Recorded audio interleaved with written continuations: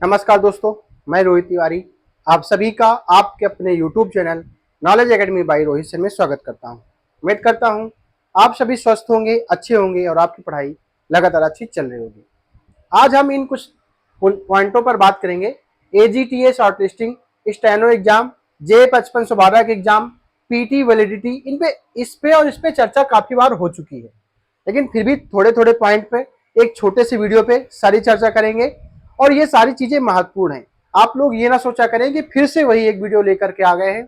अगर वीडियो लेकर के आए हैं तो कुछ ना कुछ अलग जानकारी उसके साथ साथ में अगर चीजों को आपको बताते रहते हैं तो उसमें आपका 5 से 7 10 मिनट में वीडियो देखने में या हमारी बात सुनने में आपका ना तो नुकसान है ना तो पढ़ाई का नुकसान है, लेकिन कुछ चीजें ऐसी चीजें बताई जाती हैं जो आपके लिए बहुत महत्वपूर्ण होती हैं।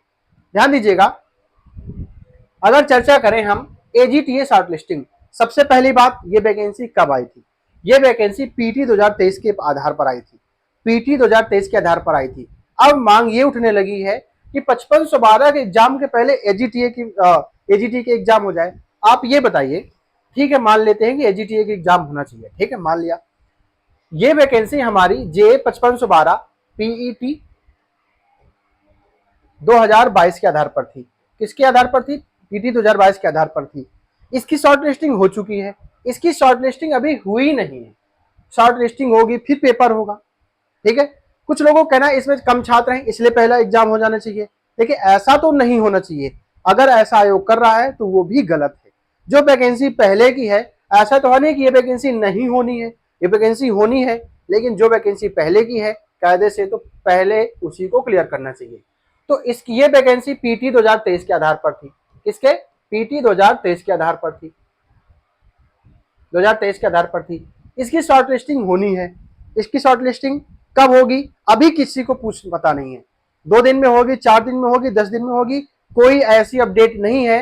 लेकिन कब होगी ये भी नहीं पता है। हम अपनी तरफ से आज फिलहाल में 27 मार्च है, हम आज ये नहीं कह सकते हैं कि कब इसकी शॉर्ट लिस्टिंग होगी। लेकिन अगर हम इसकी बात करें तो हम ये कह सकते हैं 27 मार्च है, हम ये कह सकते हैं कि आपकी मई में पेपर हो जाएगा। मई में पेपर हो जाएगा। बढ़ना बिल्कुल भी नहीं चाहिए। फिर इसके बाद में आपको आयोग को तो जानते हैं कि किस प्रकार का आयोग काम करता है। अटेंडम आपको पता नहीं चलेगा कि कब आ जाएगा डेट, या डेट बढ़ जाएगी, कुछ भी नहीं पता है। लेकिन फिर भी 99% हम कह सकते हैं कि आपका पेपर मई में हो जाएगा। शॉर्ट लिस्टिंग कब होगी आज हम नहीं कह सकते हैं, आगे कब कह दे वो मान सकते हैं, लेकिन हम आज नहीं कह सकते हैं। वहीं पर स्टेनो एग्जाम भी आपका बहुत जल्द डेट आने वाली है। आगे पीछे आपका एग्जाम होने वाला है। शॉर्ट लिस्टिंग हो जाएगी। हाँ, ये है कि जब इसका एग्जाम हो जाएगा, अगर मई में एग्जाम हो जाएगा तो जून में इसका एग्जाम तय है। ये जल्दी होगा क्योंकि कम से कम छात्र मिलेंगे, इसमें कम छात्रों का पेपर कराना आसान रहेगा। दूसरी बात, इस पे ये चर्चा चल रही है कि पेपर एक शिफ्ट में होना चाहिए। एक शिफ्ट में पेपर होने के लाभ क्या होते हैं? हमारे जो नॉर्मलाइजेशन नंबर होते हैं वो नॉर्मलाइजेशन का झंझट खत्म हो जाता है। नॉर्मलाइजेशन इतना गंदा चीज है, किसके नंबर बढ़ जाए किसके नंबर कम हो जाए किसी को कुछ भी नहीं पता चल पाता। नंबर बढ़ना घटना बहुत नुकसान की बात होती है। हमारे नंबर अधिक थे लेकिन कम हो गए, हम बाहर हो गए, इसमें मेरी कोई गलती नहीं थी ना तो आपकी कोई गलती थी।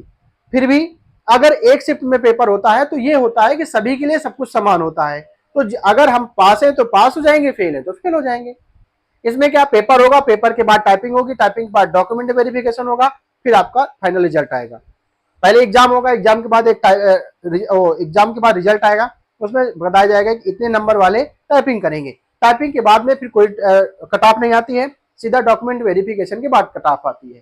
ठीक है। PT वैलिडिटी को लेकर के अगर हम कहें, PT की संभावना है, वैलिडिटी की लेकर के संभावना है, जानकारी कुछ नहीं है, लेकिन जानकारी इसकी कुछ नहीं है, लेकिन हम ये कह सकते हैं कि PT की वैलिडिटी बढ़नी चाहिए। हम कह रहे हैं नया नोटिफिकेशन आ जाता है, ठीक है, PT 2025 का नोटिफिकेशन आ जाता है, ठीक है, एग्जाम करा लो, लेकिन जब तक एग्जाम नहीं होता तब तक की वैलिडिटी बढ़ा दो। अगर वैलिडिटी बढ़ाना है, अगर कोई इसके लिए एग्जाम दिलाना है तो बढ़ाइए। अगर आपको लगता है कि PT की वैलिडिटी बढ़ा दी जाए और कोई एग्जाम कोई नोटिफिकेशन PT 2023 के आधार पर अब नहीं आना है तो बिल्कुल मत बढ़ाइए। आप एक लॉलीपॉप दे दें, PT की वैलिडिटी बढ़ गई, लोगों को खुश कर दिया, फिर आपने क्या किया, आपकी जो बड़ी वैकेंसी आनी है लेखपाल की, उसको कहा कि पीटी 2025 के आधार पर आएगी, तो आप पीटी की वैलिडिटी क्यों बढ़ा रहे हैं? कोई मतलब नहीं बनता। मेरे हिसाब से पीटी की वैलिडिटी अगर बढ़ रही है तो एक दो वैकेंसी, अच्छी वैकेंसी पीटी से देनी चाहिए, और जरूरी भी है।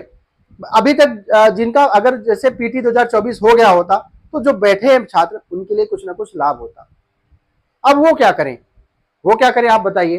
तो अगर पीटी की वैलिडिटी बढ़ा रहे हैं तो कुछ वैकेंसी इसमें लाइए, अगर नहीं आती हैं तो सीधा पीटी 2025 कराइए, उससे वैकेंसी लाइए, फिर वैलिडिटी बढ़ाने का कोई मतलब नहीं बनता है। लेखपाल की वैकेंसी अगर आ रही है तो पीटी वैलिडिटी बढ़ाइए, नहीं अगर आपको लेखपाल की वैकेंसी अगर पीटी 2025 के आधार पर लानी है तो फिर पीटी का 2023 का कोई मतलब नहीं बनता, वैलिडिटी बढ़ाने का कोई नहीं मतलब बनता। एक एग्जाम था वो भी आप नहीं करा पा रहे हैं। आपको अगर ऐसा था कि हम हर साल एग्जाम नहीं करा पाते हैं तो आप वैलिडिटी के 2 साल कर देते, आप पीटी की वैलिडिटी को 2 साल कर देते तो भी कोई दिक्कत नहीं थी किसी को। अब आपको हर साल कराना भी है, बीच में आपको नहीं कराना, आपके पास समय नहीं है। ऐसा क्यों होता है? अपने काम सारे होते हैं, छात्रों के काम क्यों क्यों नहीं होते हैं? मुझे ये नहीं समझ में आता। हर साल एक एक वैकेंसी के लिए 5-5 साल तक इंतजार करना पड़ता है, फिर पता चलता है कि हमारे नंबर 15 नंबर कम हो गए, शॉर्ट लिस्टिंग वो हुई है, नॉमिनेशन हुआ, 15 नंबर कम हो गए, हम बाहर हो गए। हमने आज फॉर्म भरा, 5 साल बाद हमें पता चलता है कि हम फेल हो गए। कब 25 साल के थे, हमने एक एग्जाम निकाला, भाई अभी तक मान लीजिए हमारी तैयारी अच्छी नहीं थी, 25वें साल में हमने अच्छे से पढ़ाई करी, हमने एक एग्जाम निकाला, 30 साल बाद हमें पता चलता हम तो फेल हो गए। मतलब क्या बनता है पेपर देने का, मतलब क्या बनता है पढ़ाई करने का? सिंपल सी बात है, बैंक का एग्जाम 6 महीने में क्लियर होता है, इलाहाबाद हाईकोर्ट का एग्जाम 6 महीने में क्लियर होता है, तो यूपीडब्ल्यूएससी के आयोग क्यों नहीं, तो यूपीडब्ल्यूएससी आयोग के एग्जाम क्यों नहीं 6 महीने में क्लियर होते हैं? वो भी तो आयोग ही है, उसमें भी अधिकारी हैं, उसमें भी उनको भी सैलरी मिलती है, ऐसा तो है नहीं कि इनको सैलरी नहीं मिलती है। अगर आप हमारी बात से सहमत हैं तो हमारे कमेंट बॉक्स में कम से कम हाँ का जवाब दिया करिए। आप लोग कमेंट में ये नहीं कहते, सपोर्ट नहीं करते, आप सपोर्ट ना करके आप लिखते हैं आप वीडियो क्यों बनाते हैं, प्रतिदिन वीडियो क्यों बनाते हैं, आपके हित की बात चल रही है, आप उल्टी सीधे कमेंट करते हैं। आप वीडियो शेयर करिए, आप इसको हमारी बात को सपोर्ट करिए, हमारी बात को आगे बढ़ाइए, हो सकता है चीजें क्लियर हो। हम वीडियो बना रहे हैं, 2 लोग देखें, वो भी इसी तरह का वीडियो बनाए, लोगों के कान तक पहुंचे, आवाज तो पहुंचे, क्लियर तो हो, चीजें तो क्लियर हो, हमारे एग्जाम डेट तो क्लियर हो, हमारे शॉर्ट लिस्टिंग तो क्लियर हो, हमारा रिजल्ट तो क्लियर हो। अभी आईटीआई निदेशक की परीक्षा हुई, डॉक्यूमेंट वेरिफिकेशन तक हो गया, रिजल्ट 3 महीने 4 महीने अभी लटका हुआ, चल ही रहा है, रिजल्ट ही नहीं आ रहा, कब तक कोई इंतजार करेगा बताइए आप? तो बात को, चीजों को सुना करें, सहयोग किया करें। और हाँ, अगर हम आपकी बात उठाते हैं, आपके हित की बात करते हैं, तो आप भी हमारे हित की बात क्या करें, चैनल को सब्सक्राइब जरूर कर लिया करें, वीडियो को लाइक किया करें। मिलते हैं नेक्स्ट वीडियो में, धन्यवाद।